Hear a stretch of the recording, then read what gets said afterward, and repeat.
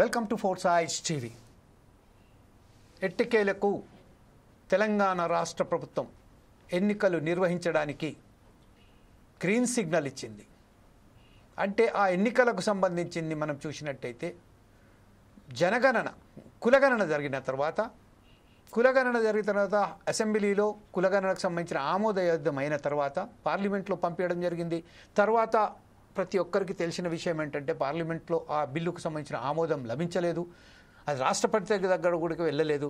రాష్ట్రపతి దగ్గర నుంచి వచ్చిన తర్వాతనే కులగణనలో బీసీ రిజర్వేషన్కు సంబంధించిన ఒక నిర్ణయం వస్తుందని అనుకున్న సమయంలోనే హైకోర్టుకి వెళ్ళిన సర్పంచుల సంఘం అలాగే అనేక మంది ఈ ప్రజా సంఘాల వాళ్ళు ఎప్పుడైతే హైకోర్టుకి వెళ్ళారో హైకోర్టు స్పష్టంగా సెప్టెంబర్ ఆఖరులోపు నిర్ణయించాలి ఎన్నికలు ఎట్టి పరిస్థితుల్లో అని చెప్పడం జరిగింది. ఒక్కసారిగా ఈ విషయంపై ప్రభుత్వం మీద కొంచెం గుర్రుగానే హైకోర్టు ఎప్పుడైతే వెర్డిక్ట్ ఇచ్చిన తర్వాత దిగివచ్చిన ప్రభుత్వం ఈరోజు సర్పంచ్ ఎన్నికలకు సంబంధించింది కొంచెం దాన్ని పక్కన పెడుతూ వాతావరణం అనుకూలం లేకపోగా, అంటే వాతావరణం అంటే మనకు సంబంధించింది ఇది వెదర్ ఫోర్కాస్ట్ కాదు, అక్కడ ప్రస్తుతం ఏదైతే ఎన్నికల సంబంధించింది బకాయిలు సర్పంచులకు సంబంధించిన బకాయిలు కానీ అనేక సమస్యలతో సతమతమవుతున్న సమయంలోనే ఎన్నికల వాతావరణం ఎన్నికల నాడి ప్రజల నాడి ఎలా ఉన్నదని చెప్పడానికి ఈరోజు సర్పంచ్ల ఎన్నికలను కొంచెం వాయిదా వేసుకుంటూ ఎంపీటీసీ జెడ్పీ చైర్మన్స్ ఎన్నికలకు రైట్ అని గ్రీన్ సిగ్నల్ ఇచ్చింది. దీంతో ఎన్నికల సంఘం కూడా ఆమోదయోగ్యం పలకడంతో దానికి సంబంధించిన ఎన్నికలలో ఈరోజు ఎంపీటీసీ జెడ్పీటీసీ ఎంపీపీ ఎన్నికలకు సంబంధించిన సైరన్ మోగించిన తెలంగాణ రాష్ట్ర ప్రభుత్వం ఈ విషయంపై ఎందుకు సర్పంచ్ ఎన్నికలలో వాయిదా పెట్టడం జరిగింది, ఎంపీటీసీ ఎంపీపీ జెడ్పీ చైర్మన్ ఎన్నికలకు సంబంధించిన ఎందుకు వచ్చింది అనే విషయంపై ఈరోజు చర్చించడానికి ఈరోజు మన తోటి తెలంగాణకు సంబంధించిన అనేక మంది సర్పంచుల సంఘం అధ్యక్షులు కానివ్వండి అలాగే ప్రతినిధులు కానివ్వండి ప్రతి ఒక్కరు ఈరోజు ఉన్నారు. అందులో ముఖ్యంగా సుర్వి యాదయ్య గౌడ్ గారు సర్పంచుల జాక్ రాష్ట్ర అధ్యక్షులు వారు మనతోటి ఉన్నారు. అలాగే లక్ష్మీ నరసింహారెడ్డి గారు సర్పంచుల ఫోరం రాష్ట్ర అధ్యక్షులైనటువంటి బీఆర్ఎస్ నాయకులు కూడా వారు కూడా మనతోటి ఉన్నారు. అలాగే మూసీ శంకర్ గారు మాజీ సర్పంచ్, అలాగే మూసీ పరిరక్షణ సమితి సంబంధించింది అతను కన్వీనర్ కూడా. అయితే ఇంకొకటి పల్లె రామచంద్ర గౌడ్ టీపీసీసీ అధికార ప్రతినిధి, తెలంగాణ ప్రదేశ్ కాంగ్రెస్ కమిటీ అధికార ప్రతినిధి, మాజీ సర్పంచ్ కూడా ఈరోజు రామచంద్ర గౌడ్ గారు కూడా మనం ఉన్నారు. అలాగే కంకనాల జ్యోతిబాసు భారతి గారు బీజేపీ మాజీ సర్పంచ్ కూడా, అలాగే బీజేపీ నాయకులైనటువంటి జ్యోతిబాసు గారు కూడా ఈరోజు మనతో ఉండడం. ఈరోజు ఈ చర్చా కార్యక్రమానికి సంబంధించిన మనం మొదలుపెట్టే బదులు ఒక విషయంలో మనం చూద్దాం. యాక్చువల్లీ జెడ్పీటీసీకి సంబంధించిన ఎంపీపీకి సంబంధించి ఎంపీటీసీకి సంబంధించి ఎన్ని స్థానాలు ఉన్నాయి, జెడ్పీటీసీకి సంబంధించి జెడ్పీ చైర్మన్గా 31, అంటే జెడ్పీటీసీ ఎంపీపీ కలిసి 566, అలాగే ఈ ఎంపీటీసీకు 5773 స్థానాలకు కానీ 12,778 స్థానాలలో ఈరోజు ఈ ఎన్నికలు నిర్వహించబోతున్నారు. అంటే గతంలో కన్నా కొన్ని సీట్లు తగ్గాయి. ఈ పంచాయతీలకు సంబంధించిన కొన్ని మున్సిపల్ కార్పొరేషన్స్లో మున్సిపల్ కౌన్సిల్స్లో గ్రేటర్ హైదరాబాద్లో కలపడం వల్ల ఈరోజు కొన్ని సీట్లు కూడా తగ్గాయి. ఆ విషయంపై కూడా చర్చించి దీనికి సంబంధించిన ఒక ప్రత్యామ్నాయంగా వాస్తవానికి ఎలా జరగబోతున్నాయి అనే విషయంపై చర్చించడానికి ప్రయత్నం చేద్దాం. అందులో ప్రధానంగా ఫస్ట్ మనం చూసినట్టయితే ఒకసారి మనం పల్లె రామచంద్ర గౌడ్ గారు మాజీ సర్పంచ్ టీపీసీసీ అధికార ప్రతినిధి అయినటువంటి రామచంద్ర గౌడ్ గారి దగ్గరికి వెళ్దాం. రామచంద్ర గౌడ్ గారు ఈరోజు సర్పంచుల ఎన్నికలకు పోకుండా ఈరోజు ఎంపీపీ జెడ్పీటీసీ ఎన్నికలలో పోవడంలో అంతర్యం ఏమిటి? ఏం లేదండి, ఎవరు ఏది ముందైనా కాంగ్రెస్ పార్టీకి కొద్దిగా అనుకూలంగా ఉంది. ఎందుకంటే విషయానికి వస్తే సర్పంచులది సింబల్ ఉండదు, పార్టీలకు అతీతంగా ఉంటుంది. కానీ చెప్పుకోవడం మాత్రము ప్రతి ఒక్కరు కూడా నేను ఈ పార్టీ నుంచి నిలబడ్డా ఆ పార్టీ నుంచి నిలబడ్డా అనే వాళ్ళ సింబల్స్ లేకున్నా జనరల్ సింబల్స్ ఉన్నా వాళ్ళు ఉండడానికి ఉంటుంది. ఈ జెడ్పీటీసీ ఎంపీటీసీ దానికి ఖచ్చితంగా పార్టీ సింబల్ ఉంటుంది. ఆ సింబల్ మీద ఎవరు ఏందనేది విషయంలో తెలిసిపోతుంది. ఈ సర్పంచులకు దానికి ఉన్న తేడా అది మాత్రం. ఇంకోటి సర్పంచులది పెట్టాల్సింది ఉంది. యాక్చువల్గా ఏంటంటే సర్పంచులు ఎవరు గెలిచినా ఎవరున్నా కానీ వాళ్ళు పార్టీలకు సంబంధం లేకుండా ఉండ కారణం బట్టి వాళ్ళు ఈ పార్టీ ఆ పార్టీ అనుకుంటే గోడ మీద పిల్లిలాగా ఉంటారు. ఇక్కడ నుంచి అక్కడ పోతారు, అక్కడ నుంచి ఇక్కడ పోతారు. ఈ సింబల్ లాగా ఉంటే జెడ్పీటీసీ ఎంపీటీసీలకు ఖచ్చితంగా ఈ పార్టీ సింబల్ ఉంటుంది, వాళ్ళు ఆ పార్టీకి అనుబంధంగా ఉంటారనే ఉద్దేశంలో అది ముందు పెట్టడం జరుగుతుంది. ముఖ్యంగా కాంగ్రెస్ పార్టీ లోకల్ బాడీలకు ప్రతి ఒక్కరికి కూడా ఫండ్స్ ఇవ్వాలనే ఉద్దేశంతోనే రాజ్యాంగ సవరణ చేయడం జరిగింది. 72, 73 అధికారులలో రాజ్యాంగ సవరణ చేయడం జరిగింది. ఆ 2014 వరకు కూడా సర్పంచ్లకు నిధులు, విధులు, అధికారాలు కూడా పూర్తి పరంగా ఇచ్చిండ్రు. నేను సర్పంచ్గా 2006 to 2011 వరకు రామాయంపేట్ మేజర్ గ్రామ పంచాయతీ సర్పంచ్గా ఉండి రాష్ట్ర సర్పంచ్ల సంఘం అధ్యక్షునిగా కూడా తిరిగి ప్రతి నియోజకవర్గంలో ప్రతి సర్పంచ్ స్థానాల్లో తెలంగాణ, ఆంధ్ర ఉమ్మడిలో ఉన్న ఆంధ్ర నుంచి రాయలసీమ ప్రతి గ్రామాల్లో కూడా తిరిగి సర్పంచ్లను ఐక్యంగా తీసుకురావడం జరిగి అప్పుడు రాజశేఖర్ రెడ్డి గారు ఉన్నప్పుడు నిధులను, కరెంటు బిల్లులను ప్రతి విషయాల్లో కూడా ఉండి తీసుకురావడం జరిగింది. ఈ సందర్భంగా తెలియజేయడం ఏంటంటే కాంగ్రెస్ పార్టీకి మంచి వేవ్ ఉంది ఈ రోజు. ఎందుకంటే సన్న బియ్యం ఇచ్చింది ఉంది, కరెంట్ ఇవ్వడము, ప్రతిదీ దాంట్లో కూడా దాన్ని దృష్టిలో పెట్టుకొని పార్టీ సింబల్తో పోతేనే మాకు బలంగా ఉంటుందనే ఉద్దేశంలో కాంగ్రెస్ పార్టీ ఆలోచిస్తుందని నేను అనుకుంటున్నాను. ఏది ముందు వచ్చినా కానీ కాంగ్రెస్ పార్టీ విజయం ఉంటుంది. దీంట్లో ప్రతి ఒక్కరు కూడా సహకరిస్తారు. ప్రతి వాళ్ళకు, రైతులకు, ప్రతి ఒక్కరు కూడా సహకరించే రకంగా కాంగ్రెస్ పార్టీ ఉన్నది. కొన్ని ఆర్థిక ఇబ్బందులు ఉన్నా కానీ ముఖ్యమైన కారణాలు, ముఖ్యమైన కార్యక్రమాలన్నింటిని కూడా చేయడం జరుగుతుంది. సంబంధించింది అనుకో, ప్రతిదీ సంబంధించింది. ఇక్కడ సర్పంచులకు కూడా భవిష్యత్తులో ఎలక్షన్స్ అంటే ఈ 2 months లో అవుతుంది. దీనికి ముందు ఇది ఒక 15 రోజుల ముందు, 20 రోజుల ముందు ఒక అవుతుండొచ్చు. దీని తర్వాత సర్పంచుల ఎలక్షన్స్ అయితే ఇక్కడ తెలియజేయాల్సింది ఏంటంటే పార్టీ సింబల్ ఉంటుంది, పార్టీ బలబలాలు కూడా బయట వస్తాయి. దాంట్లో కాంగ్రెస్ పార్టీ పూర్తి చిత్తశుద్ధితోని ఈ కార్యక్రమం. ఇంకోటి రిజర్వేషన్ 42% రిజర్వేషన్లు ఇచ్చితే ప్రతి ఒక్కరికి కూడా బీసీ వర్గాల వారికి ఇక్కడ ఆస్కారం ఉంటుంది. వాళ్ళ పర్సంటేజ్ కూడా 60% వరకు ఉంటుంది. కాబట్టి ప్రతి ఒక్కరు కూడా సహకరిస్తారని ఈ సందర్భంగా తెలియజేస్తూ ఫోర్స్ సైడ్ టీవీ ద్వారా వాళ్ళకు ప్రతి ఒక్కరికి కూడా ధన్యవాదాలు తెలుపుకుంటూ ముఖ్యంగా ప్రతి ఒక్కరి సహకారం ఉంటుందని ఈ సందర్భంగా రామచంద్ర గౌడ్ గారు మరొకసారి మీ వద్దకు వస్తానే. అప్పటిదాకా లక్ష్మీ నరసింహారెడ్డి గారి దగ్గర వెళ్దాం. లక్ష్మీ నరసింహారెడ్డి గారు ప్రస్తుతం ఏదైతే మనం రామచంద్ర గౌడ్ గారు చెప్పారు, కేవలం ఈ ఎంపీటీసీ జెడ్పీటీసీ ఎన్నికలకు సంబంధించింది ఎలక్షన్ సింబల్ వస్తుంది కాబట్టి దీంట్లో ఒక్కటే తేడా ఉంటుందని చెప్తున్నారు. కాకపోతే ప్రధానమైన విషయం ఏంటంటే ఈరోజు సర్పంచులకు సంబంధించిన అనేక బిల్లు రాకపోవడంతోనే ప్రభుత్వానికి ప్రజల నాడి తెలుసుకోవడానికే ఒక బ్రహ్మాండమైన ఆలోచనతోనే కాంగ్రెస్ పార్టీ ముంగటెళ్ళిందని చాలా మంది చెప్పుకుంటూ పోతున్నారు. అది మీరు దీన్ని ఎలా వర్ణిస్తారండి? ముందుగా జమీల్ గారికి, అదేవిధంగా మూసి శంకర్ గారికి, రామచంద్ర గౌడ్ గారికి, జ్యోతి బస్ గారికి, అదేవిధంగా యాదవ్ గౌడ్ గారికి, ఫోర్ సైడ్స్ టీవీ ప్రేక్షకులకు నమస్కారాలు తెలియజేస్తా ఉన్నాను. ఏదైతే రామచంద్ర గౌడ్ గారు ఏదైతే చెప్పిర్రో, మరి వాళ్ళు ఏ రకంగా ఆలోచిస్తున్నారో, మరి వారి ఆలోచన విధానం ఏ రకంగా ఉందో మాకైతే అర్థమైతలేదు. ఎందుకంటే ఈ రాష్ట్రంలో కాంగ్రెస్ పార్టీ ప్రభుత్వాన్ని ఏదైతే అధికారం మొదలుపెట్టి దాదాపు 18 నెలలుగా వస్తున్నది. మరి 18 నెలల కాలంలో వాళ్ళు ఇచ్చినటువంటి హామీలు మొత్తం 100 రోజులలో మేము తీర్చుతాము, 100 రోజులలో మా హామీలను అమలు పరుస్తామని చెప్పి అమలు చేయకుండా ప్రజల నుండి విపరీతమైనటువంటి వ్యతిరేకతను ఎదుర్కొంటూ మరి ఇంకా చేసేది లేక, గత్యంతరం లేక ఈరోజు కోర్టు మీరు 3 నెలల ఎన్నికలు నిర్వహించాలని చెప్పిన తర్వాత ఉరుకులు పరుగులతో ఈరోజు ఎన్నికల నిర్ణయం అనేది ఖచ్చితంగా అమలు చేయాలి కాబట్టి ముందుకు పోతున్నటువంటి సందర్భం ఈరోజు తెలంగాణ ప్రజలు మొత్తం గమనిస్తా ఉన్నారు. ఒకవేళ కోర్టు కూడా ఈ విషయంలో జోక్యం చేసుకోకుంటే వీళ్ళు ఎన్నికలు పెట్టేటువంటి పరిస్థితి కూడా ఈ రాష్ట్రంలో లేదు. అది కాలగర్భంలో కలిసిపోయేటువంటి పరిస్థితి.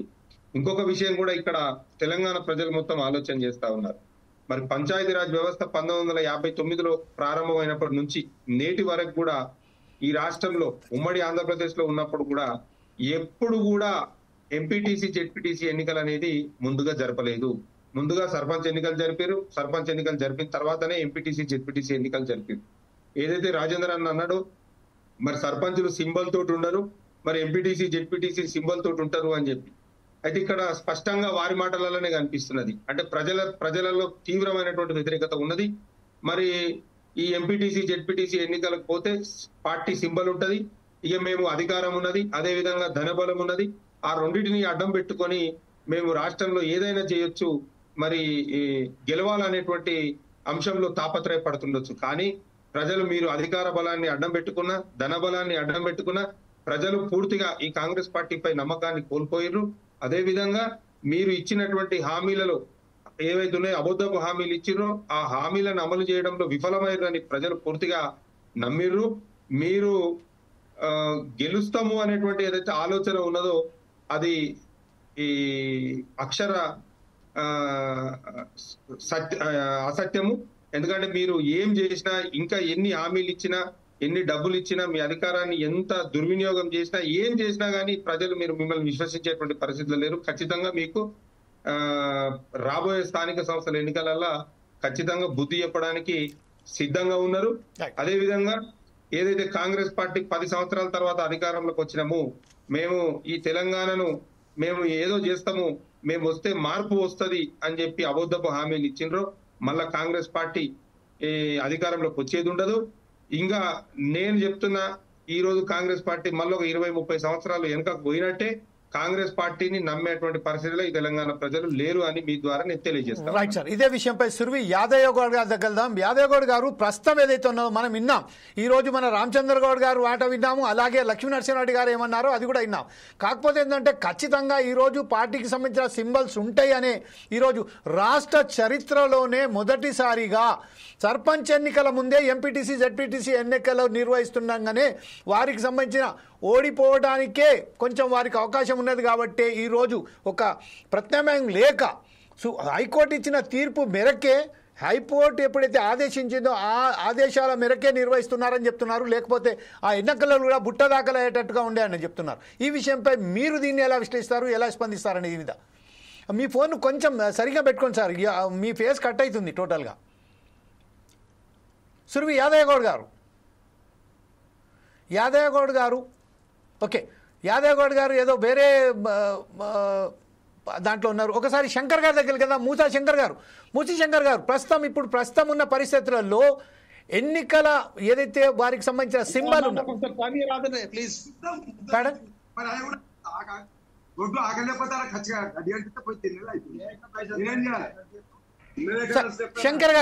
మూసీ శంకర్ గారు మీరు ఎలా స్పందిస్తారండి?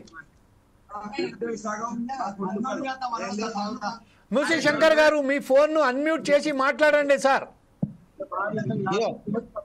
హలో, మాట్లాడండి సార్. అది వాస్తవానికి చెప్పాలనంటే ఈ పంచాయతీరాజ్ వ్యవస్థ స్థానిక సంస్థలను బలహీనం చేయాలన్న ఉద్దేశంతో ప్రభుత్వాలు గత 15 సంవత్సరాల నుంచి 12 సంవత్సరాల నుంచి ప్రభుత్వాలు పంచాయతీరాజ్ వ్యవస్థను భ్రష్టు పట్టించడం జరిగింది. వాస్తవానికి హైకోర్టు మొట్టికాయలు వేసినాకనే, గతంలోనే కానీ ప్రస్తుతమే కానీ మీరు స్థానిక సంస్థలలో ఎన్నికలు మీరు పెట్టాలి అని చెప్పేసి కోర్టు, ఎందుకనంటే ఆ కోర్టు గుర్తించింది కానీ ప్రభుత్వాలు గుర్తించడం లేదు. అక్కడ గ్రామంలో ఏ విధంగా తయారైతున్నది, మురికి కూపంగా తయారైపోతున్నాయి బస్తీలు అన్న ఉద్దేశంతో హైకోర్టు మీరు ఎప్పుడు చెప్పినా కానీ కోర్టుకు పోయినప్పుడు అప్పుడు హైకోర్టు చెప్పడం జరుగుతున్నది, మీరు ఎన్నికలు నిర్వహించండి, స్థానిక సంస్థలను బలోపేతం చేయండి అని చెప్పి. ఈ బలోపేతం ఎన్నికలు వచ్చినప్పుడే స్థానిక సంస్థల ఎన్నికలను బలోపేతం చేస్తామని అంటారు, పంచాయతీరాజ్ వ్యవస్థను బలోపేతం చేస్తామని అంటారు. కానీ వీళ్ళు మాత్రం ఇప్పుడు ప్రస్తుతానికి మాత్రము ప్రభుత్వాలు పంచాయతీరాజ్ వ్యవస్థను తుంగలో తొక్కడానికే ప్రయత్నం చేస్తున్నది.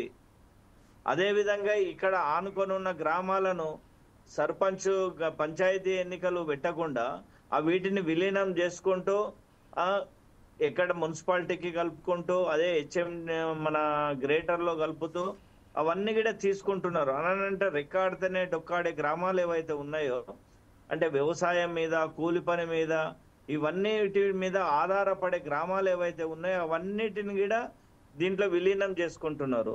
దానికి కారణము వీరికి ప్రభుత్వానికి ఎవరు సలహాలు ఇస్తున్నారో ఏం కథనో, గతంలో అదే విధంగా జరిగింది, ఇప్పుడు కూడా అదే విధంగా జరిగింది.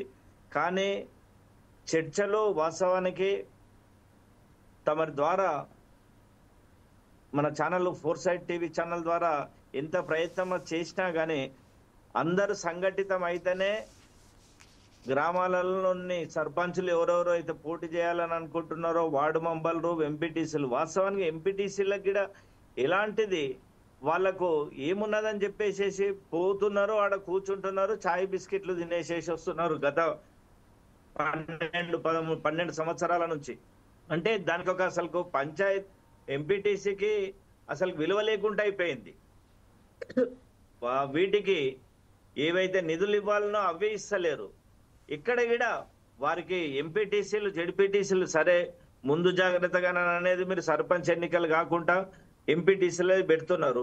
మరి పెట్టినప్పుడు కూడా దానికి ఒక నిధులు అనేది కూడా ఏ ప్రభుత్వం అయినా కానీ సరిగ్గా ఇస్తున్నదని అంటే ఏది లేదు. చాయ్ బిస్కెట్లు పోవాలి, చాయ్ బిస్కెట్లు తినాలి, మీటింగ్ రావాలి, ఏమన్నానంటే ఆఫీసర్లు సర్పంచుల మీద ఎంపీటీసీలు వీళ్ళ మీద ప్రెజర్ చేయాలి, మీరు అది చేయాలి ఇది చేయాలని చెప్పేసి గ్రామాలలో.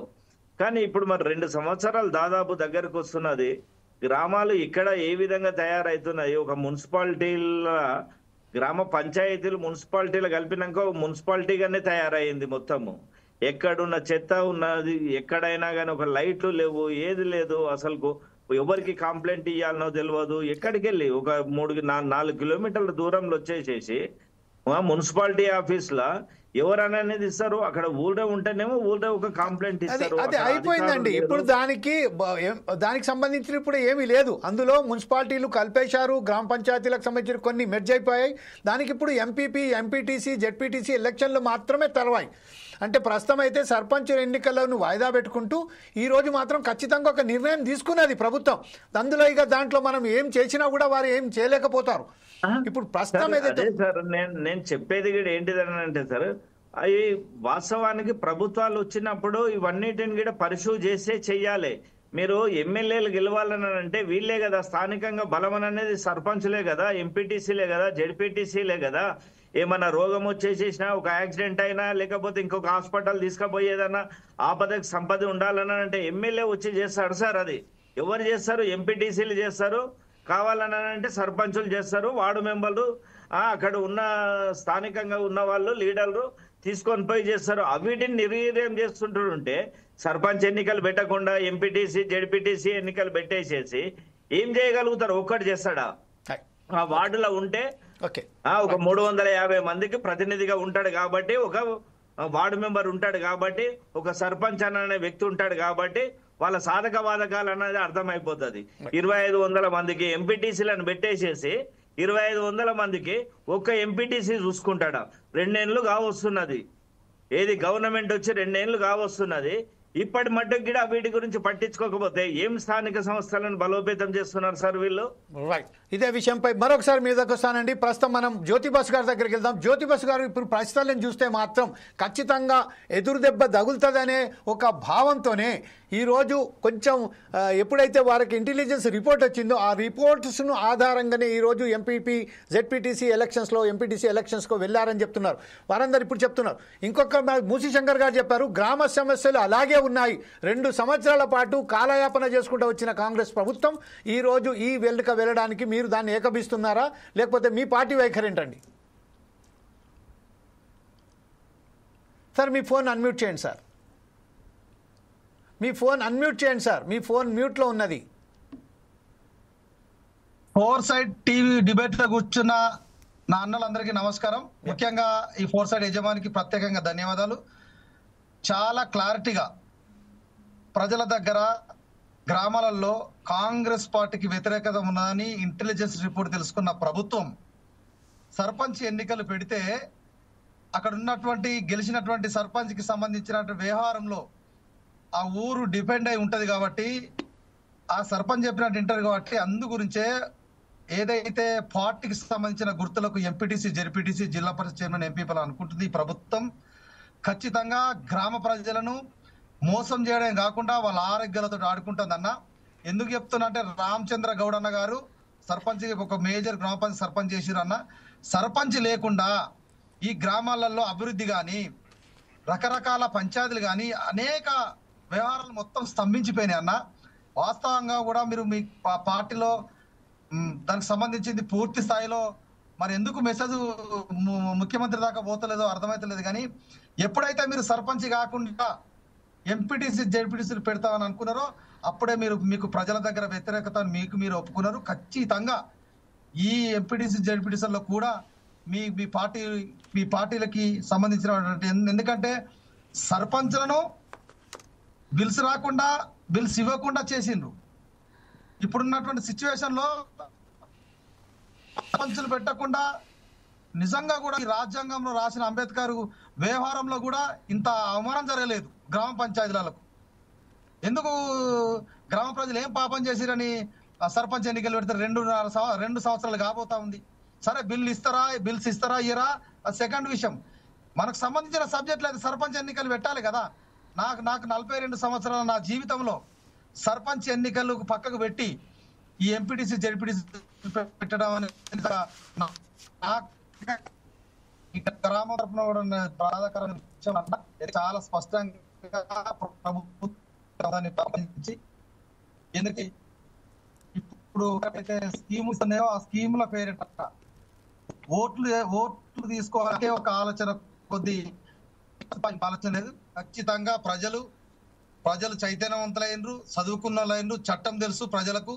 ప్రజలు ఏం తీర్పియల్లో ఇస్తారు దాన్ని బట్టన్నా ఇంకా తెలుసుకోవాలని ఖచ్చితంగా మీరు సర్పంచ్లను విలీనం చేస్తారు. దాన్ని దయించి ఈ ప్రభుత్వానికి మేము వార్నింగ్ ఇచ్చుడు మాతో అయితలేదు, ఇక రిక్వెస్ట్ చేస్తున్నామన్నా ఇప్పటికైనా సర్పంచ్ ఎన్నికలు పెట్టుండన్నా, తర్వాత ఇవి పెట్టుండి. కానీ ఇవి పెట్టి మీ పార్టీకి సంబంధించినటువంటి అభివృద్ధిని పెంచుకుంటా అంటే కష్టమవుతుందా? ప్రజలు కష్టాల్లో ఉన్నారు, బాగా నష్టాల్లో ఉన్నారు. ఈ వర్షాకాలం వ్యవహారంలో గ్రామాల అభివృద్ధి లేక, శానిటేషన్ లేక అనేకమైనటువంటి దోమలతో ప్రజలు ఇబ్బంది పడుతున్నారన్న. దయించి ఈ నా మాటలు ప్రభుత్వానికి ఉన్నట్టుగా చెప్పాలని మా పెద్దన్న రామచంద్ర అన్నకు గౌడ్ గారికి నేను చెప్తానా ప్లీజ్. ఎందుకంటే ఓటు వేరు అన్న, క్యాండిడేట్ వేరు, గుర్తు వేరు అన్న. గ్రామాలలో గుర్తు విన సర్పంచ్ గెలుస్తారు, గెలిచిన తర్వాత పార్టీలు పార్టీకి బాండింగ్ అవుతుంది వ్యవహారం అని చెప్పేసి మీ ఆలోచన ఉన్నట్టున్నది. కానీ చాలా స్పష్టంగా ఒక వార్డు చెప్తున్నా, చాలా స్పష్టంగా గ్రామాలలో చాలా వ్యతిరేకత కాంగ్రెస్ ఉంది అని కాంగ్రెస్ నిజంగానే ఒప్పుకొని ఎంపీటీసీ జెడ్పీటీసీలకు వస్తుందని నాకున్నటువంటి సమాచారం అన్న. రైట్ అన్న. అదే జాతుబాస్ గారు, ఇప్పుడు ప్రస్తుతం మీ దగ్గరికి మరొకసారి వస్తాను. కాకపోతే ఇప్పుడు రామచంద్ర గౌడ్ గారి దగ్గరికి వెళ్దాం. రామచంద్ర గౌడ్ గారు, ఇప్పుడు ప్రస్తుతం మన మిత్రులు చెప్పినట్టుగా ఈరోజు 42% రిజర్వేషన్ను ఈరోజు అమలు చేసుకుంటూ పోతుంటే ఈరోజు బీసీ సంఘాల నుంచి వెళ్ళి కంప్లీట్గా మద్దతు వస్తుందనే ఒక ఆశతోని ఎన్నికలలో వెళ్ళేటట్టు అవపడుతుంది. అనేక సమస్యలు ఏదైతే ఉన్నదో గ్రామానికి సమస్యలు అలాగే ఉన్నాయి, పెండింగ్ బిల్స్ అలాగే ఉన్నాయి. దాంట్లో మీరు కూడా భాగ్యస్వాములు, దానికి కూడా మీరు కూడా బాధితులే. అయితే ఈరోజు ప్రస్తుతం సమస్యల పట్ల జ్యోతిబాసు గారు ఒక విషయం చాలా బ్రహ్మాండంగా చెప్పారు. ఏంటంటే గ్రామ సమస్యలను దృష్టిలో పెట్టుకొని గ్రామ సంపత్తుల ఎన్నికలు ముందుగాల పెట్టండి, తర్వాత మీ ఎన్నికల ఏదైతే సింబల్స్తో మీరు ఎంపీటీసీ జెడ్పీటీసీలకు పోయింది చెప్పారు. అయితే ఈరోజు కాంగ్రెస్ ప్రభుత్వం దేనికని సర్పంచ్ ఎన్నికలకు ముందుగాట పెట్టలేకపోయింది రాష్ట్ర చరిత్రలోనే మొదటిసారిగా. సార్ 2 కారణాలు సార్. ఒకటి 42% రిజర్వేషన్ కోసానికి డిలే అవుతుంది ఒకటి. తర్వాత పెండింగ్ బిల్స్ గురించి మాట్లాడారు. గత ప్రభుత్వం చేసిన, అంటే గత ప్రభుత్వంలో జరిగింది, ఇప్పుడు బాధ్యతాయుతంగా ఇవ్వాల్సిన బాధ్యత కాంగ్రెస్ గవర్నమెంట్ ఉంది. ఎవరు అధికారంలో వాళ్ళు ఖచ్చితంగా ఇవ్వాల్సింది. ప్రాధాన్యత బట్టి సర్పంచులకు ఇవ్వాలని కూడా మేము రిక్వెస్ట్ చేస్తున్నాం. వాళ్ళు ఎందుకంటే చిన్న మొత్తంలో ఉంటారు, చిన్న వ్యక్తులు, పెద్ద కాంట్రాక్టర్లకు డిలే చేసినా చిన్న వాళ్ళకి ఇవ్వాలని మేము పార్టీ పరంగా కూడా రిక్వెస్ట్ చేశాము. మీ ద్వారా కూడా 4 సైడ్ టీవీ ద్వారా కూడా రిక్వెస్ట్ చేస్తున్నాము, ప్రజలకు కూడా తెలుపుతున్నాము. ఇంకోటి, ప్రజాస్వామ్యంలో ఉన్న ప్రతి ఒక్క నాయకుడు కూడా ఎట్లా ఉంటుందంటే గ్రామీణ వ్యవస్థల్లో గ్రామాల్లో ఉండే వాళ్ళకు మాకు తెలుసు, మంచికి చెడుకు ఆపత్తికి సంపత్తికి ప్రతి దాంట్లో మేము మమేకమై ప్రజలతోనే ఉంటాము. ఎంపీటీసీ ఉన్నా సరే, జెడ్పీటీసీ ఉన్నా, సర్పంచులు ఉన్నా. ఇక్కడ ప్రతి ఒక్కరు కూడా గుర్తుంచుకోవాల్సింది, మేము అధికారంలో లేను, నేను సర్పంచ్గా లేను, నేను ఎంపీటీసీగా లేను, నేను జెడ్పీటీసీగా లేనని ఏ కార్యక్రమానికి కూడా మేము పోకుండా ఉండము. ప్రతి దాంట్లో మేము ముందుంటాము. ప్రజలతో మమైక్యం ఉంటేనే నాయకుడు అవుతాడు. మేము ఏ అధికారం లేకున్నా కానీ ఇప్పుడు స్పెషల్ ఆఫీసర్ల దగ్గరికి పోయి రిక్వెస్ట్ చేసి, ఈ గల్లీలో ఈ ఏరియాలో ఇది ప్రాబ్లం ఉంది, ఈ ఏరియాలో ఇది ప్రాబ్లం ఉంది, ఇక్కడ ఇది ఇబ్బంది ఉందని ఖచ్చితంగా చెప్తాము. అతను అలాంటి వాడే ఈరోజు సర్పంచ్గా అనుకోండి, ఎంపీటీసీగా అనుకోండి, అది అంటే గ్రామీణ స్థాయిలో పోటీ చేస్తాడు. నేను ఇంట్లో ఉండి ఎవరో అధికారులు చేస్తారనే విషయం కాదు. అధికారులను వెన్నంటుండి ప్రతి కార్యక్రమంలో అంటే శానిటేషన్ వర్క్ అనుకోండి, వాటర్ వర్క్ అనుకోండి, వీధి దీపాలు అనుకోండి, మా చేతిలో ఎవ్వున్నా కానీ ప్రతి గ్రామీణ స్థాయిలో ప్రతి పౌరుడు నాయకుడు ప్రజలతో మమేకమై ప్రతి బాధను కూడా తన బాధ రామచంద్ర గౌడ్ గారు, మన జ్యోతి బసీర్ గారు మీతో అడగవలసుకున్నాడు ఒక క్వశ్చన్. అలాగే ఇంకొక విషయం ఏంటంటే ద్వారా అన్న ఎంపీటీసీలకు సర్పంచ్లకు ఎంత తేడా ఉంటదన్న? సర్పంచ్ ఏమో సాక్రిఫై అప్పు తీసుకొచ్చి గ్రామాలలో డెవలప్ చేసి గ్రామ ప్రజల సర్పంచ్ పెంచుకుంటాం. అది గ్రామానికి సంబంధించి గ్రామ సమస్యలు పరిష్కరించడానికే వారు తన జేబులోకి వెళ్ళి డబ్బులు తీసుకొచ్చి పెట్టారు కదండి. ఎంపీటీసీలు ఏ ఉద్దేశంగా మస్తు ముందు పెడుతుంది అంటే మీ పార్టీల పదవులు నింపుకోవడానికి? పార్టీ కింది లెవెల్లో మా పార్టీ అధికారంలో ఉందండి. ఇప్పుడు ఎట్లా అంటే ప్రజల గురించి అన్న, ప్రజా సంక్షేమంలో ప్రజలు ఓటేస్తే మీరు అధికారంకి వచ్చిరన్నా, దయచేసి మీరు అది గుర్తించాలి.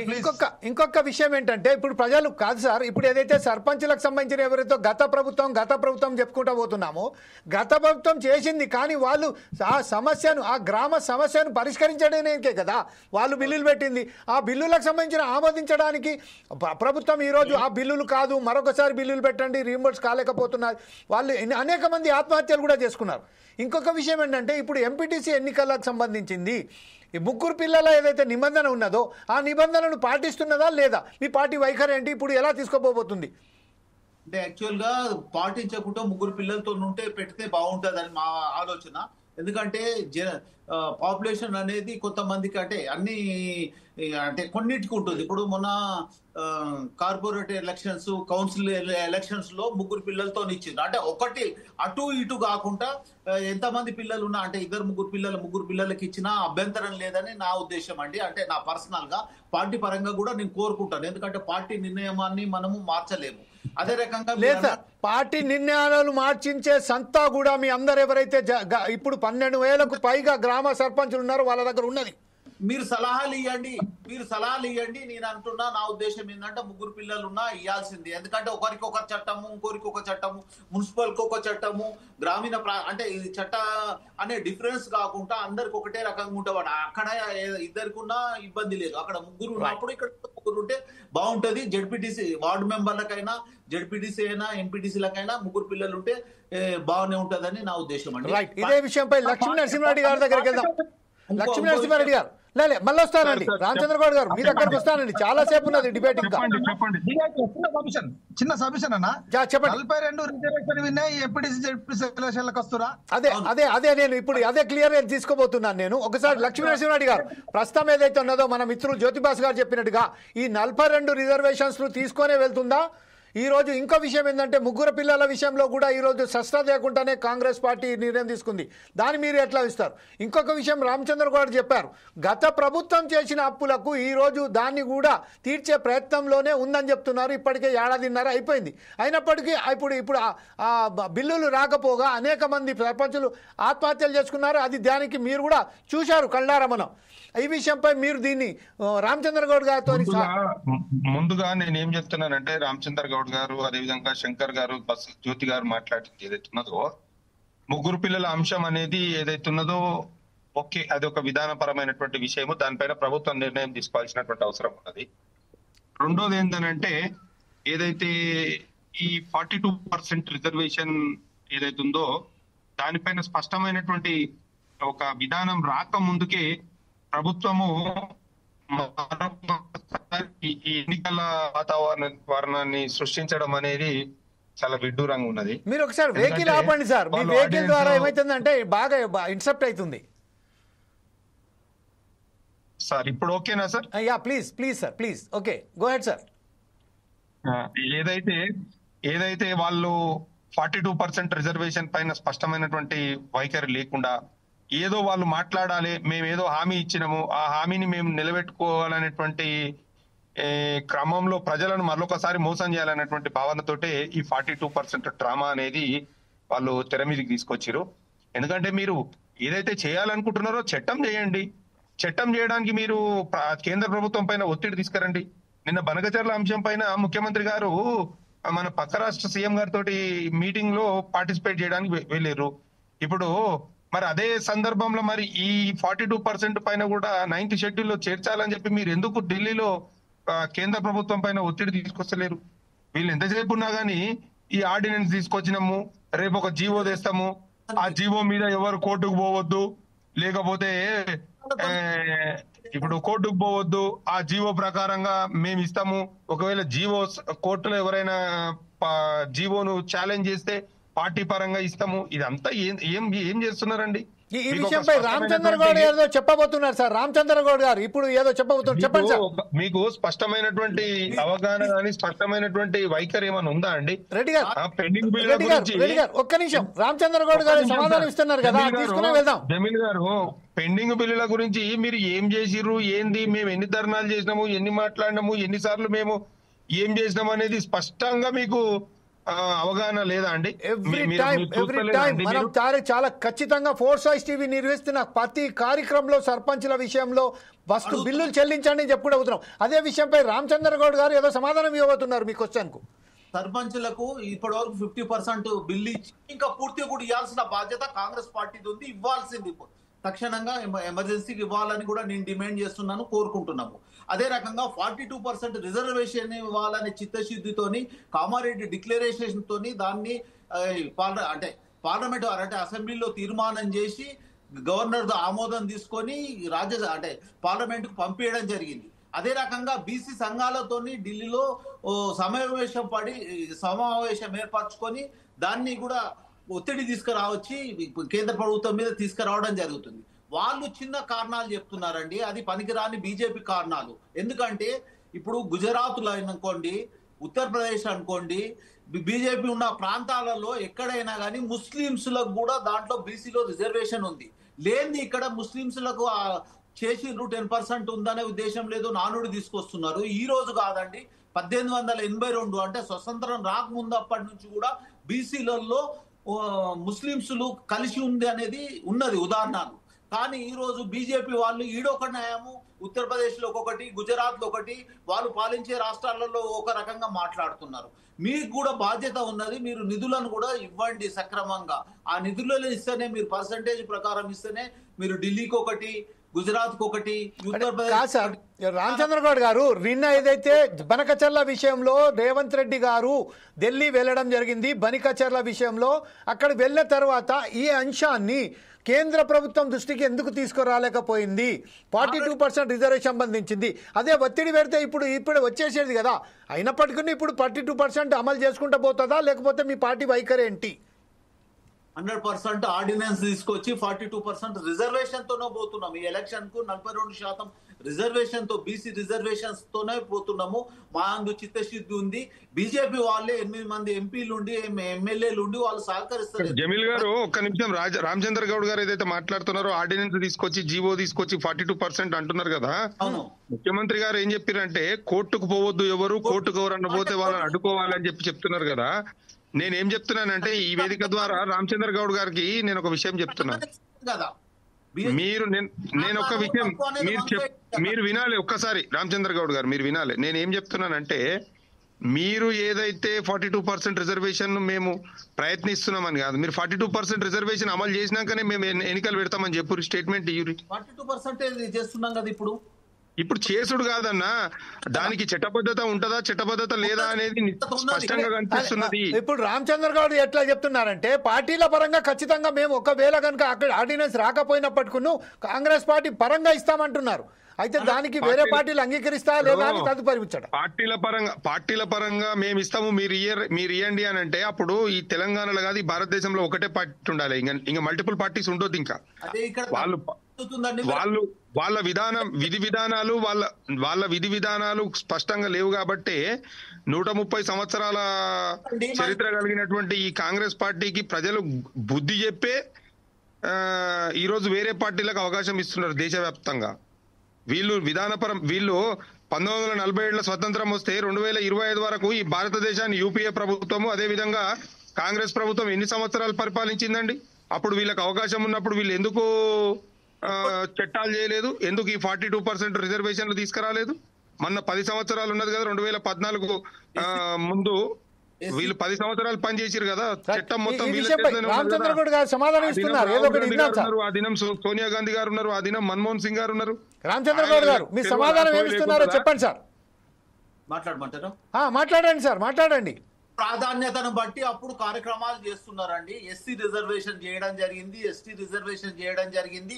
తర్వాత కోరికను బట్టి ఇప్పుడు ప్రజలలో బీసీలకు ప్రాధాన్యత తగ్గుతుంది, బీసీ పర్సంటేజ్ పోతుంది.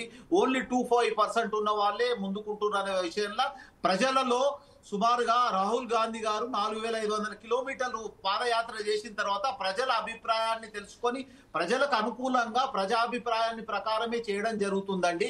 ఎప్పటి ప్రాధాన్యతను బట్టి అప్పుడు ఉన్నది.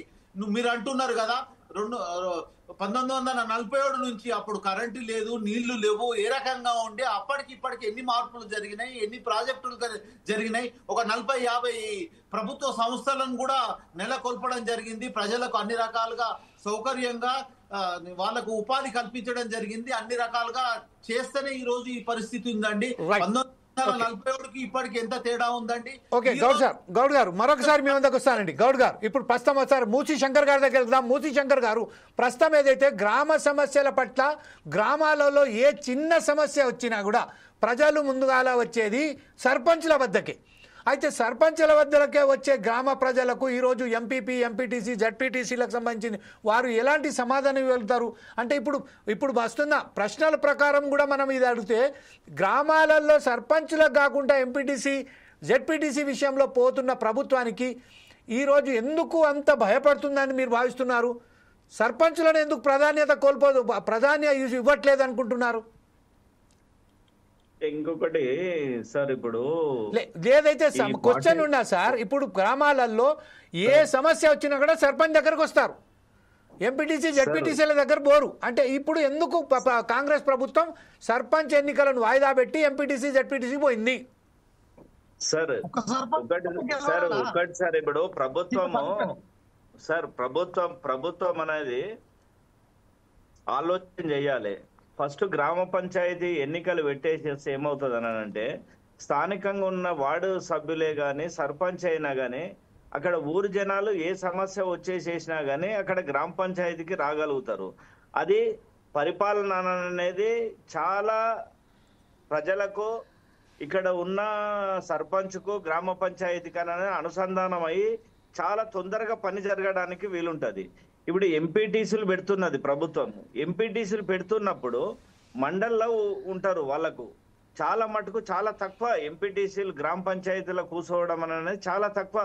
వాళ్ళకి ఏదైనా పని ఉంటే, వాళ్ళకి ఏదైనా రోడ్డు శాంక్షన్ చేపియాలన్నా, ఏది చేపియాలని అనుకున్నా కానీ, ఏదైనా కావాలన్నా కానీ, ఒక ఎంఆర్ఓ, ఎండిఓని కలవాలన్నా కానీ ఎంపీటీసీ అక్కడ పోయి ఎవరో చాలా తక్కువ ఉంటారు ప్రజలు, స్థానికంగా ఉన్న వాళ్ళు వాళ్ళ దగ్గరికి పోవడానికి. ఎక్కువ శాతం అనేది వాళ్ళకు ప్రతి ఒక్కటి ఏదైనా కానీ వాళ్ళకు ఒక రేషన్ కార్డు లేకున్నా, ఆధార్ కార్డు లేకున్నా, లేకపోతే ఇంకొక మోరీ డ్రైనేజ్ ఎక్కడైనా జామ్ అయినా, ఇవన్నీ కూడా ఏదైనా ఒక లైట్ బుక్ రాకుండా ఆడ ఏమైనా రాళ్ళు అక్కడ ఇక్కడ ఏమన్నా ఉన్నా, సీసము ఏమన్నా బాటలు వాళ్ళ కొట్టి ఉన్నా, ఏమున్నా కానీ వాళ్ళు తొందరగా రియాక్ట్ అయ్యి సర్పంచ్ దగ్గరికి, అక్కడ వార్డు మెంబర్ దగ్గరికి వెళ్తారు. వీళ్ళు ఉల్టా తీసుకెళ్తున్నారు, ప్రభుత్వం అనేది ఉల్టా చేస్తున్నది. ఎంపీటీసీలు ఇవన్నీ కూడా అన్న ఒక మాట చెప్తున్నాడు. ఇప్పుడు 42% ఇదయిందనంటే ఒక ఆలోచన అనేది ఇక్కడ ఎంత నీరు గారిపోతున్నది, అక్కడ సమస్యలు గ్రామీణ ప్రాంతాలలో ఎన్ని సమస్యలు అవుతున్నది అనేది ఆలోచన చేసుకోవాలి ప్రభుత్వము. ఎందుకో అక్కడ నీకు బలం ఉంటేనే, సర్పంచ్ బలం ఉంటేనే ఎమ్మెల్యేలకు బలం ఉంటది. ఎమ్మెల్యే లేకపోతే ఆ వచ్చినప్పుడు ఎమ్మెల్యేలను తిడతారు జనాలు అందరూ. అక్కడ సర్పంచ్ను తలగబెట్టలేదు, వార్డు మెంబర్లను తలగబెట్టలేదు, మీరెందుకు వచ్చిండ్రు అని చెప్పేసి ఎమ్మెల్యేల ఎంబడి పడతారు. ఇప్పటికీ వాస్తవానికి అక్కడ చెదారము, లైట్లు లేక ఇవన్నీ కూడా సమస్యలు, గ్రామీణ సమస్యలు చాలా ఉన్నాయి. ఇప్పుడు వాళ్ళందరికీ ఇప్పుడు ఒక్కసారి ఊవెత్తున వాళ్ళు కూడా ప్రజలు రియాక్ట్ అయ్యిండ్రు అనుకో, వాళ్ళు వచ్చిన ఎమ్మెల్యేల మీదకి అయినప్పుడు అప్పుడు ఏంటిది పరిస్థితి? ఇప్పుడు మంచిగా ఉన్నది. ఇప్పుడు మీరు అంటున్నారు, ఇప్పుడు రామచంద్ర గౌడ్ అన్న అంటున్నాడు, ఇప్పుడు కొన్ని సమస్యల వల్ల ఇవన్నీ కూడా ఇది ఉన్నాయి, సర్పంచులు పోవాలి. ఇవన్నీ కూడా సర్పంచులు పదవి ఉంటేనే, స్థానికంగా ఉన్న లీడరు ఎన్నో కార్యక్రమాలు చేసుకుంటుంటారు, స్థానిక సమస్యల మీద ఎన్నో కార్యక్రమాలు అనేది చేసుకుంటారన్న, చేసుకుంటూ పోతారు. కానీ కొన్ని అక్కడ ఆఫీసులో అక్కడ సెక్రటరీ ఎంతసేపు ఉంటాడు? 10 గంటలకు వస్తాడు, 5 గంటలకు వెళ్ళిపోతాడు. ఇప్పుడు పంచాయతీలలో సెక్రటరీ పాలన చేసిండ్రు. ఎన్ని గంటల దాకా ఉంటాడు ఆయన? 10 గంటలకు వచ్చి 3 గంటలకు 4 గంటల నుంచే ఇంటి పక్కన పోవాలి అని చెప్పేసి చూస్తుంటూ ఉంటాడు. కానీ అప్పుడు ఎవరికి భారం పడుతున్నారు? అప్పుడు ఇంకొకటి చిన్న రిక్వెస్ట్ అన్న, రామచందర్ అన్న అధికార ప్రతినిధి అన్నది కదా, ఒక్కటన్నా మీరు ఎన్నికలకు వచ్చేటప్పుడు కూడా ఏమన్నారంటే పంచాయతీరాజ్ వ్యవస్థను బీఆర్ఎస్ గవర్నమెంట్ మార్చింది, మున్సిపల్ వ్యవస్థను మార్చింది, కొత్త పంచాయతీరాజ్ చట్టాన్ని, కొత్త మున్సిపల్ చట్టాన్ని తీసుకొని వచ్చింది, పాత పంచాయతీరాజ్ చట్టాన్ని తీసేసింది, మున్సిపల్ చట్టాన్ని తీసేసింది పాతది, దాన్ని ఇంప్లిమెంటేషన్ చేస్తా అని చెప్పిండ్రు. చాలా మంది సర్పంచులే కానీ మున్సిపాలిటీ చైర్మన్లే కానీ కౌన్సిలర్లే కానీ మీ మీద ఆశ పెట్టుకున్నారు రామచందర్ అన్న. ఎందుకో తెలుసా? ఆ పాత బీఆర్ఎస్ గవర్నమెంట్ తీసుకొచ్చిన చట్టం ఏదైతే రద్దు చేసిందో పాత పంచాయతీరాజ్ చట్టాన్ని కొత్త తీసుకొని వచ్చేసేసి మీరు తీసుకొస్తారని ఆశపడుతున్నారు. ఇప్పటికీ కూడా చాలా మంది ఇప్పుడు చర్చిస్తలేరు కానీ గ్రామాలల్లో మండలాల్లో సర్పంచులు కూర్చున్నప్పుడు చర్చిస్తున్నారు. మాకు మరి ఆ గవర్నమెంట్ వచ్చేసేసినప్పుడు మరి మీరు అది తీసేయాలి కదా, పాత పంచాయతీరాజ్ చట్టాన్ని మున్సిపల్ చట్టాన్ని తీసేసి పాత దేవాలయ కొత్తది మానేసేసి కొత్త తీసేయాలి. దీని మీద ఒక్కసారైనా మీరు ప్రభుత్వం ఈ విషయాన్ని నోట్ చేసుకొని రామచంద్ర గౌడ్ గారు దీని సమాధానంతో పాటు ఇంకొక విషయం ఇప్పుడు జ్యోతిబాసు గారి దగ్గర వెళ్దాం. జ్యోతిబాసు గారు, ప్రస్తుతం మనం గత కొన్ని రోజుల క్రితమే మనం చూసాం ఆదిలాబాద్ జిల్లా, నిర్మల్ జిల్లాలలో రోడ్లు సౌకర్యాలు లేకపోవడంతోనే ఈరోజు ఆ గ్రామ ప్రజలు రోడ్లపై బైఠాయించేసి బయటికి హైవే మీద వచ్చేసి తనకు గ్రామ సౌకర్యాలు లేకపోవడంతో ఎన్నికలలో వస్తే మాత్రం ఖచ్చితంగా బహిష్కరిస్తామని చెప్పారు. మా రోడ్డు వేస్తేనే ఈరోజు గ్రామానికి రావాలే, లేకుంటే ఎన్నికలను బహిష్కరిస్తామని చెప్పారు. ఈ విషయంపై మీ పార్టీ ఏమంటుంది, మీరేమంటారండి? చాలా భారతీయ జనతా పార్టీ చాలా స్పష్టంగా మొన్న అంటే 42 రిజర్వేషన్ కూడా మొన్న మా కేంద్ర హోం సహాయ మంత్రి బండి సంజయ్ కూడా ఒక ప్రకటన చేసిండు. ఏమని చేసిండు? ఈ 42% రిజర్వేషన్ లో మీకు ఇష్టం, మీకు నచ్చిన వాళ్ళని తీసేస్తే వెంటనే మేము మా భారత ప్రభుత్వంతో మాట్లాడి దీన్ని శాంక్షన్ చేపించే జిమ్మదారి మాది అని చెప్పిండు. ఒకటి. రెండోది, గ్రామ అభివృద్ధి విషయంలో భారతీయ జనతా పార్టీ ప్రధానమంత్రి సడక్ యోజన కింద గ్రామాలకు చాలా చక్కటి నాణ్యతమైన రోడ్లు, సీసీ రోడ్లు కానీ, డ్రైనేజీ కానీ, గ్రామ డెవలప్మెంట్ సెంట్రల్ లైట్ సిస్టమ్ కానీ అనేక అభివృద్ధి చేయడానికి గ్రామ పంచాయతీలకు భారతీయ జనతా పార్టీ చాలా స్పష్టమైన నిధులు 15 ఫైనాన్స్ ద్వారా వస్తున్నాయి. అదే రాకుండా ప్రధానమంత్రి సడక్ యోజన కింద చాలా చాలా అంటే చక్కగా రైతులకు కూడా చాలా స్పష్టమైన రోడ్లు మీరు చెప్తున్నారు వాస్తవం కావచ్చు. కాకపోతే ఏంటంటే ఏదైతే నిధులు గ్రామాలకు మంజూరైనాయో ఆ నిధులను మళ్ళొక్క వెనక్కి తీసుకున్న ఘనత కూడా బీజేపీకి ఉన్నది, కేంద్ర ప్రభుత్వం ఉన్నది. దీని మీద ఎలా విశ్లేషిస్తారంటే అంటే సర్పంచులకు సంబంధించి గ్రామానికి లింక్స్ ఉంటాయి అన్న. రాత్రి 12 గంటలకు కూడా ఫోన్ చేస్తారన్నా లైట్ వస్తలేదన్నా అని చెప్తా అంటే ఆ సర్పంచ్ పోతాడు. అన్న పెద్ద సెక్రటరీలు 10 గంటలకు వచ్చి 5 గంటలకు పోతారు. అదొకటి. కేంద్ర ప్రభుత్వం ఏదైతే గ్రామ పంచాయతీ నిధులు ఇచ్చి వాపసు తీసుకుంటారు అంటేనేమో అలా కొంచెం అంత రాజ్యాంగబద్ధంగా మనం ఆలోచిద్దామన్నా. సర్పంచ్ కి సంబంధించిన పనులైతే స్టార్ట్ అవుతుందో గ్రామ పంచాయతీలో నిధులు పడతాయన్న. అంటే జనరల్ గా అది రాష్ట్ర ప్రభుత్వం కానీ కేంద్ర ప్రభుత్వం కానీ, కేంద్ర ప్రభుత్వం ఏం చెప్తుంది, సర్పంచ్లకు క్యాండిడేట్ లేరు కదా అన్న నిధులు వాస్తవంగా కూడా డైరెక్ట్ సర్పంచ్లకు అకౌంట్ లో పడే బిల్స్ ను మాత్రం ప్రభుత్వం ఆగబట్టిన మాట వాస్తవం. ఎందుకంటే పడతలేవు కూడా. ఎందుకంటే అదొక ఖర్చుతో కూడుకున్న పని, బాధ్యతతో కూడుకున్న పని. సర్పంచ్ కి సంబంధించిన వ్యవహారంలో కేంద్రంకు డైరెక్ట్ ఇచ్చే నిధులు ఇప్పుడైతే రావడం లేదు. ఎందుకు రావడం లేదంటే ఈ 18 నెలల్లో స్థానికంగా ఎలక్షన్లు పెడతలేరు కాబట్టి ఖచ్చితంగా వేస్తలేరు. దీనికి వచ్చి మేము కూడా ఒప్పుకోవాల్సిందే. సర్పంచ్ ఎలక్షన్లు అందుగురించి అన్నా సర్పంచ్ ఎలక్షన్లు ముందు పెట్టండి, అభివృద్ధి అవుతాయి, ప్రజల ఆరోగ్యంగా ఉంటారు. తర్వాత ఎంపీడీ జడ్పీడీ పెట్టుర్రి, మీ కథ జ్యోతిబసు గారు, ఇంకో విషయం ఏంటంటే కేంద్రంలో అధికారంలో ఉన్న ప్రభుత్వము ఈ రోజు ఇక్కడ మన అసెంబ్లీలో తీర్మానం అమెండ్మెంట్ పొందిన తర్వాత, ఆమోదయోగ్యం పొందిన తర్వాత ఆ బిల్లును ఎందుకు పాస్ చేస్తలేదు? కేంద్రం పాస్ చేసేసి ఈ రోజు మనకు సంబంధించింది ఈ రోజు చేయడానికి కేవలం ఒక ముస్లింలకు 10% రిజర్వేషన్స్ వస్తాయనే సాకుతోనే దాన్ని ఈరోజు ఆపుతున్నారు. కానీ దానికి విషయంలో మొత్తం దేశవ్యాప్తంగా ఒక చర్చ జరిపి ఈరోజు ఆ రిజర్వేషన్ క్వశ్చన్ చేస్తే బీసీ సంఘాలకు సంబంధించి ఈ రోజు స్వతంత్రం వచ్చినాక 75 సంవత్సరాల తర్వాత ఈ రోజు బీసీ సంఘాలు ఐక్యంగా పోరాడి ఈరోజు కులగణన జనగణన తీసుకొచ్చి మేమెంత మాకెంత అనే ఒక బ్రహ్మాండమైన పోరాటం చేశారు కాబట్టి వారికి ఈరోజు ఇక్కడ సఫలమైంది. అదే దాన్ని కేంద్ర ప్రభుత్వం ఎందుకు ఆమోదిస్తలేదండి? మళ్ళా చాలా చెప్తున్నా, వీళ్ళు అసెంబ్లీలో బిల్లు తీర్మానం చేసి కేంద్రానికి పంపడమే బాధ్యత కాదు. ఇక్కడున్నటువంటి బీసీ సంఘాలను, ఇక్కడున్నటువంటి అఖిల పక్షాన్ని, ఇక్కడున్నటువంటి అన్ని పార్టీ అఖిల పక్షం తీసుకొని పోయి అక్కడ ప్రధానమంత్రి గారిని దగ్గర టైం తీసుకొని మా బాధలు ఇవి ఉన్నాయి, మేము అందరం కన్విన్స్ అయ్యొచ్చినాం, మాకు దీన్ని సహకరించింది అంటే ఒక బీసీ బిడ్డ ప్రధానమంత్రిగా ఖచ్చితంగా ఈ తెలంగాణ రాష్ట్రానికి సహకారం చేస్తారని నేను అంటున్నా. రామచంద్ర గారు మీ దగ్గరికి ఖచ్చితంగా మీ వద్దకే వస్తానండి. అన్ని నోట్ చేసుకోండి పాయింట్స్, తర్వాత సమాధానం మాత్రం మీరే ఇవ్వాలి.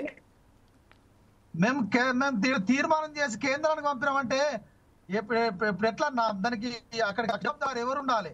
అందుగురించే దయించి మీ ముఖ్యమంత్రి మన ముఖ్యమంత్రి గారికి మీరందరూ చెప్పండి, ఈ అఖిల పక్షాన్ని ముఖ్యంగా బీసీ సంఘ నాయకులను బీసీ చేద్దాం, అక్కడ పార్టీకి అన్ని పార్టీల ఖచ్చితంగా ఒత్తిడి తీసుకొద్దాం.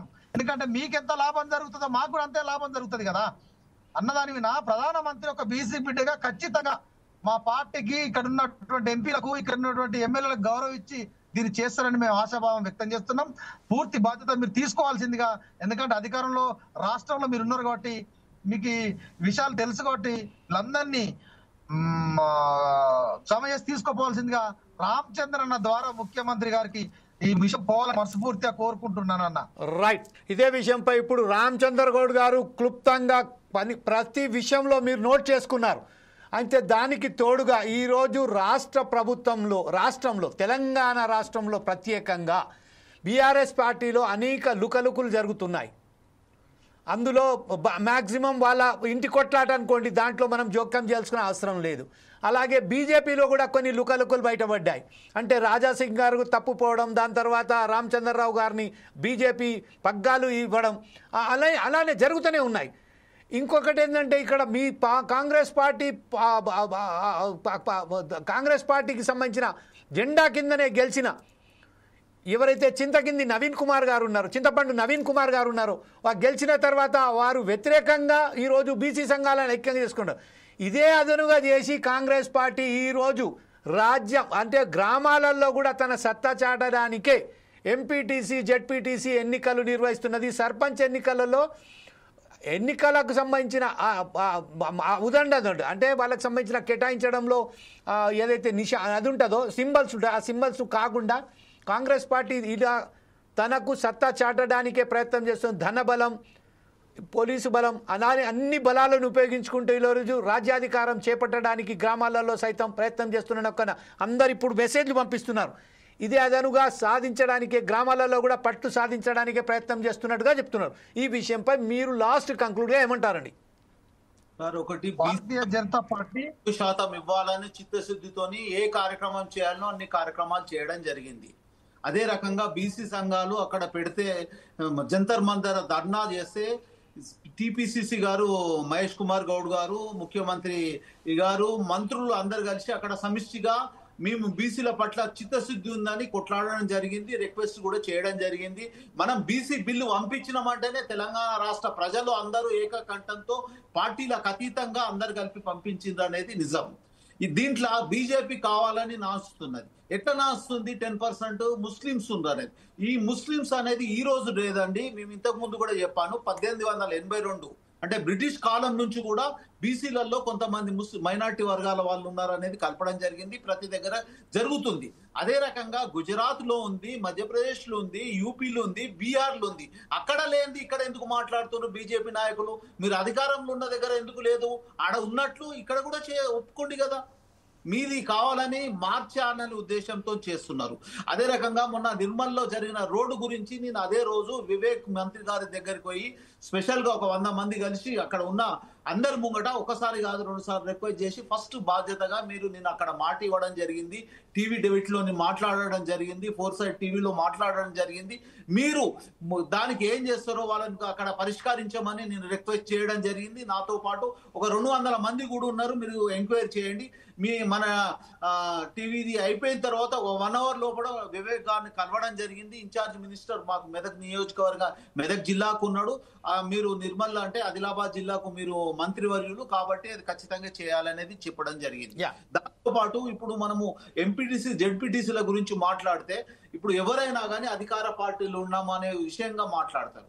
ఇప్పుడు అధికారం ఉన్నట్టు ఈ రోజు నేను చెప్తున్నాను, ఈ రోజు సుమారు 100,000 మంది అధికార పార్టీకి వస్తున్నారు. ఈ రోజు కూడా చేరికలు ఉన్నాయి.